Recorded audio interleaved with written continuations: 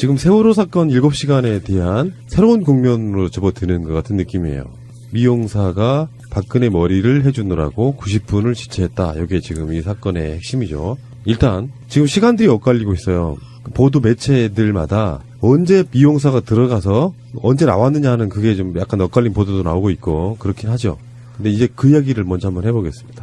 이 청담동에 있는 토니앤가이 정송주 원장이라고 하네요. 정송주, 네. 사진도 요즘에 돌아다니더라고요. SNS에.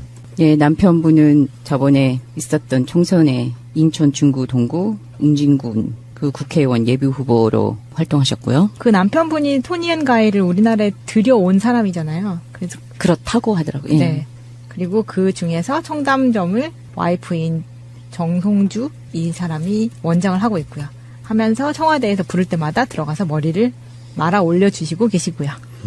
일단 그 틀어 올리는 머리가 90분이나 걸렸다라는 거에 대한 또 말도 안 된다.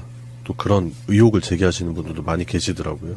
넉넉 잡아 90분. 거기에 헤어와 메이크업까지. 시간대별로 지금 한겨레 보도에 의하면요, 이거예요. 오전 10시에요. 김장수 실장이 세월호 첫 보고를 했다. 10시 30분에 해경 청장에게 구조 최선을 다하라고 지시를 했다. 11시 23분에 김장수가 315명이 갇혀 있습니다라고 재보고를 했다. 12시에 박근혜가 머리 손질 미용사를 호출했다. 오후 1시부터 3시 사이에 올림머리 하느라고 1시간 전을 걸렸다. 그리고 3시에 종대본 방문 준비를 지시했다. 그리고 5시 15분에 종대본에 방문해서 엉뚱한 질문을 했다. 이게 핵심이에요. 근데 저는 제 생각은 좀 다릅니다.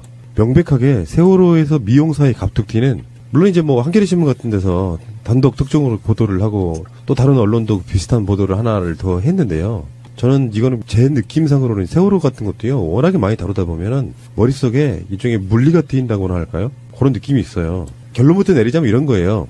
가장 싸게 맞을 매를 꺼내놓은 것 같은 느낌이에요. 예를 들어서 보세요. 지금 미용사를 불렀던 시간이 박근혜 7시간 전체를 말해주진 않아요. 그중에 일부를 이야기하는 거거든요. 1시부터 3시 사이에 올림머리 하느라 1시간 정도 뭐 걸렸다 이렇게 이야기를 하는 건데 그래도 사람들 머릿속에 이제 바뀌었단 말이야. 사람들 디테일을 몰라요. 지금은 세월호 7시간에 뭐 했대? 뭐 보통 여러 가지 설이 나왔지 않습니까? 저는 항상 보통 사람들한테 한번 물어봐요. 뉴스에 대해서 어떻게 생각하는지 궁금해서. 매스컴은 디테일하게 전달을 해도 사람들 머릿속에는 한 줄이나 한 문장밖에 안 남는 게 현실이거든요. 박근혜가 머리 하려고 늦었대라고 하면요. 두 가지 반응이 나옵니다.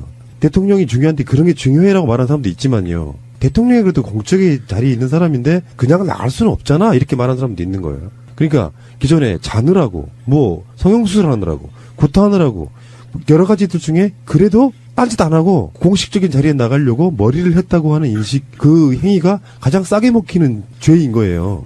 저는 그렇게 봤다는 거예요. 느낌적 느낌이. 그런데요, 솔직히 머리 할 수 있어요. 그리고 저도 뭐 회의 나가려든지 무슨 일이 있으면은 머리를 빗고 나간다든지 뛰어나가면서 머리를 빗든지 하잖아요. 그런데 여자분들이든 뭐 남자분들이든 머리를 커트를 하시든지 앉아 계실 때 거기에 보고를 받을 수도 있고 지시를 내릴 수가 있는 상황이잖아요. 저도 같은 의미에 좀 생각을 했는데 이게 자칫 잘못하면은 세월호 7시간이 아니라 세월호 사건 하던 날 박근혜는 그냥 머리 했다라는 식으로 끝날까봐 후속 보도라든지 아니면 이게 그냥 그 7시간 안에 있는 퍼즐을 맞추는 거라면 대단히 환영할 일이긴 하지만 한 정황이 밝혀진 거잖아요. 근데 문제가 이걸로 박근혜 세월호 7시간 자체가 다 호도되지 않을까라는 그런 걱정부터 좀 들었던 것도 사실이에요. 가장 어처구니 없는 게 그 지점이에요. 일부러 흐트러진 머리를 연출했다. 이거 명백하게 거짓말입니다. 흐트러진 머리 연출하는 거 그냥 흐트러뜨리고 나오면 돼요. 그렇죠. 그게 억상 어긴 거라고. 정말로 흐트러진 머리를 연출하려면 흐트러진 머리를 손질하지 않은 채로 나오면 된다고요. 미용사가 그러면 왜 필요합니까?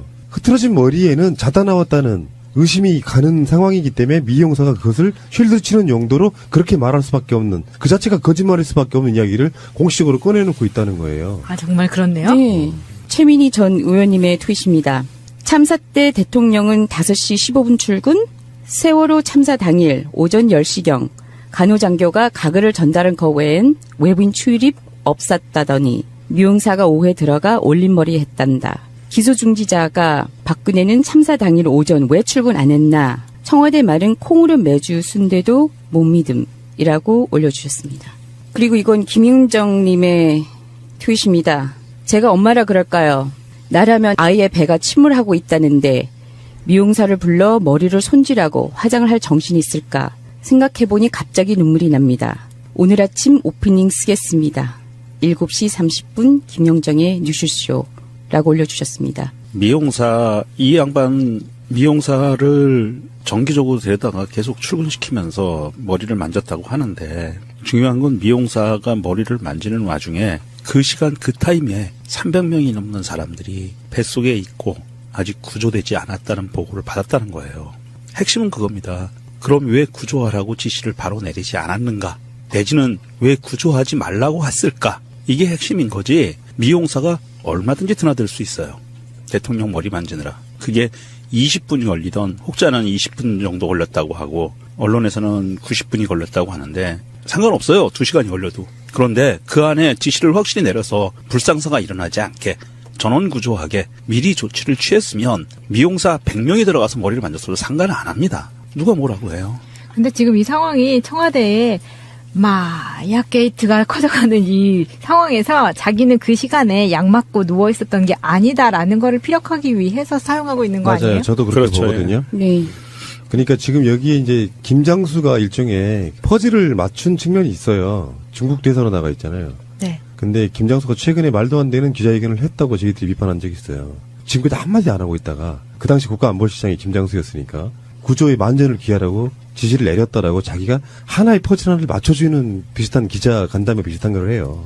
그러면서 지금 이 사람들이 보기에는 이제 여기도 지금 아까 제가 말씀드렸던 것처럼 10시 30분에 해경청장한테 구조의 최선을 다하라고 지시했다. 사실은 그것도 증거는 없어요. 그 사람들이 지금 이렇게까지 해온 이야기들 중에 하나일 뿐이에요. 최근에 그러니까 예초에 처음부터 대응할 때 국회에서 세월호 청문회 같은 걸 할 때 왜 그러면 박근혜 대통령은 뭐 했냐 할 때 처음에 나왔던 저는 그 당시 2년 전에 자료가 기억이 지금도 나거든요. 대면 보고 하나도 없이 지금도 그 방송 한번 들어보면 그 이야기 나옵니다. 그 당시에 제가 했던 말이에요. 이상하지 않아? 대면 보고가 왜 없지? 그랬더니 그 당시 신병이 뭐라 그런지 아세요? 그게 서면 보고가 대면 보고라고 공문이라고 했던 그 장면까지 저는 생생하게 기억이 나는 거예요.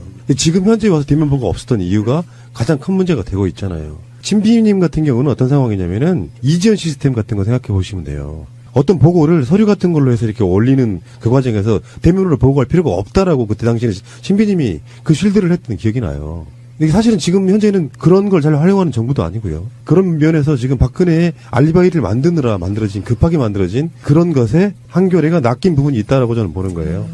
그 기사가 나오고 나서 예은이 아빠 유경근 씨죠. 유경근 씨가 글을 이렇게 올렸습니다. 온갖 이야기를 다 들어오면서도 그래도 뭔가 급하거나 중요한 일을 하고 있었기를 바랐는데 지금도 머리 올리느라 써버린 90분 외의 다른 시간엔 그래도 대통령으로서 해야 할 일을 하고 있었기를 바라는데 오랫동안 마음의 준비를 하려고 애써왔는데 정작 이렇게 하나씩 드러나니까 또 눈물만 흐르고 난 이제 뭘 해야 하나요? 우린 이제 어떻게 해야 하나요? 이렇게 올려주셨는데요. 이렇게 사람들로 하여금 그 기사는 굉장한 허탈감을 줘요. 차라리 마약을 했다 그러면 이 정도로 허탈하지는 않은 기사가 나왔을 텐데 그거는 한겨레가 좀 낚인 것 같고 그거는 그렇게 중요한 사항이 아닙니다. 여전히 네. 왜 안 구했는지.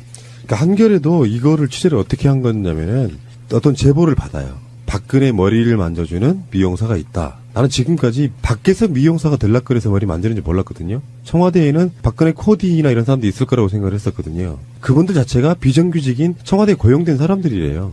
출퇴근하는 개념으로 하루에 1-2시간이라도 들어가서 머리 만져주는 거는 어떤 취향이니까 뭐 그런 것이 뭐 대단한 거라고 당신은 꼭 청와대 직원한테만 머리를 만져야 돼 이런 건 없을 거 아니에요. 쓰기 나름일 거라고 분명히 생각이 들고 근데 한겨레 자체가 제보를 받고 신빙성이 있다고 생각해서 취재를 시작했다는 겁니다. 그래서 손님으로 가장해서 들어가서 머리도 자르고 그러면서 신분 밝히고 취재 좀 해달라 해서 이렇게 밝혔다고 하는 건데 그게 사실이라고 해도 나머지 시간은 설명이 되지 않습니다. 서주호님의 트윗입니다.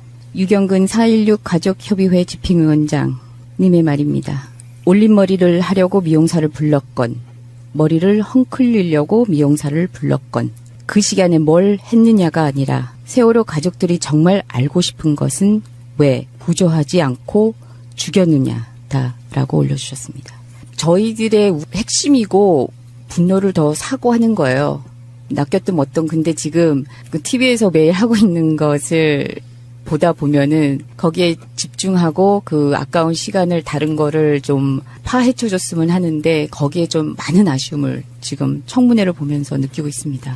근데 이 정송주 씨는 지금도 청와대를 박근혜 머리를 하기 위해서 오늘도 들어갈 수 있는 사람이고요. 그렇죠. 그런 사람이 미용사가 순순히 이 인터뷰에 응했다는 것, 그리고 이 인터뷰가 나간 즉시 청와대가 이것에 대해서 시인을 했다는 것, 그리고 미용사를 대면할 정신이 있는데 서면 보고만 받은 것도 이상한 거잖아요. 그래서 지금 이 미용사 건에 대해서 일부러 실드를 치려고 만들었던 것이 어쩌면 오히려 발목을 잡고 있는 것 같아요. 트위터 까보기 한 1년 만에 굉장히 발전하셨네요. 추론이.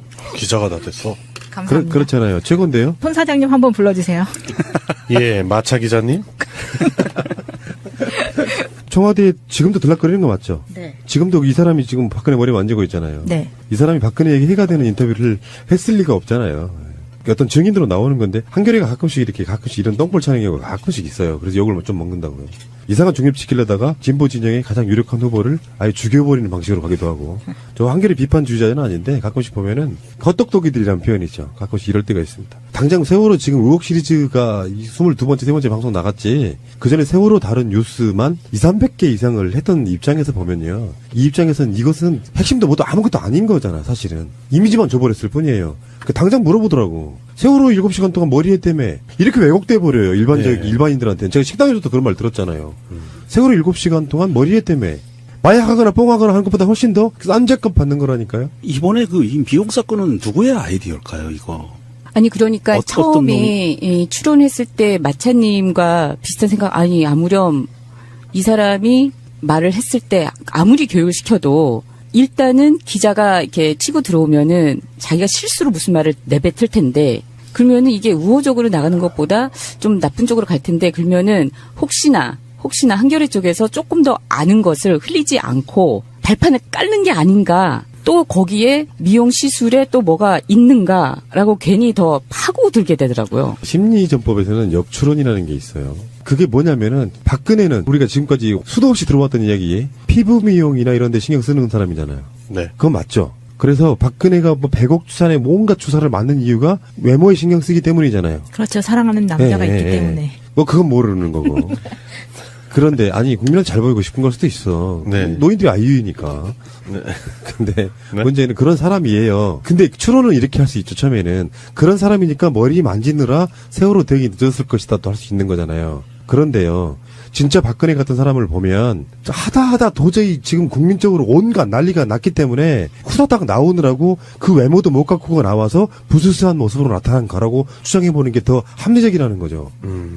그래서 왜 그렇게 나왔냐고 물어보니까 일부러 컨셉으로 하고 나왔다고 말하는 것 자체가 논리적으로 성립이 됩니까? 한겨레 기자가 가서 머리도 잘라보고 그러면서 자기 신분 밝히고 인터뷰해달라고 할 때 예. 그런 게 나와요. 일부 좀 사양을 하긴 했지만 결국은 인터뷰를 해줬다 이렇게 되거든요. 예. 오셨어요? 한겨레 신문 기자님 인터뷰해드릴게요 하는 데는 없고요. 그런 건 어차피 누구나 스킬이에요. 빼는 듯이 하지만 진짜 하고 싶은 얘기가 있었다고 하면 그런 정도 위치에 있는 사람들은요 진짜로 기획된 게 아니라면 끝까지 인터뷰 안 해요. 예. 이 엄중한 시기에 무슨 얘기를 할 수 있겠어요. 그렇죠. 어떤 오다가 내려왔는지도 모르는데 자기 밥줄 잘리는 것이 아니라 심각한 경우에는 인생이 바뀔 수도 있는 문제의 증언일 수도 있단 말이에요. 그거를 쉽게 인터뷰해 줍니까? 그렇죠. 지금 박근혜의 머리를 10년 이상 만진 사람이고요. 최순실이 단골로 있던 미용실의 원장으로 소개받아서 박근혜까지 머리를 한 거기 때문에 단순히 한두 차례 미용실에 가서 한 사람한테 이렇게 깊은 얘기를 해줄 수는 없다고 봅니다. 그러니까 박근혜의 7시간을 조금이라도 실드치기 위해서 누군가 기획한 작품에 너는 넘어갔다고 보는 거고요. 네. 이 박근혜 약게이트에 대해서 앞에 제가 기계음으로 넣었던 게 그런 거예요. 새가 날아든다는 지금 올림머리 이런 걸로 오염되는 거잖아요. 박근혜 7시간이. 그렇죠. 그 상태를 믿지 않는다고 제가 말씀드렸던 이유이고요. 예. 지금 우리가 방송한 게 한 25분 정도 했는데요. 이 정도 하면 웬만한 머리 다 잘라요. 머리 너무 길게 만지고 있어요, 지금.